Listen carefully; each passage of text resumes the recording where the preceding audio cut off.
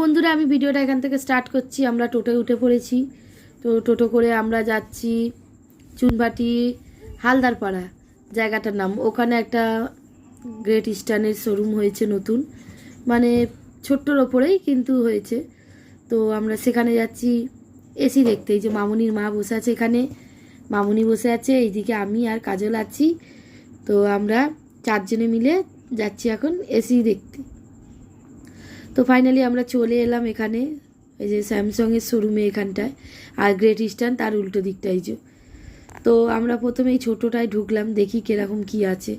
তো এখান থেকে আমার ফ্রিজটা কিনেছিলাম, আর এই যে এসিটা, এই যে ডাইকিনের যে এই এসিটা, এটা পছন্দ হয়েছে ওদের, কালকে গিয়ে নেবে। তারপর আমরা চলে গেলাম চা খেতে। এখানে ফেমাস চা বিক্রি হয় ইন্ডাস নার্সিংহোমের পেছনে।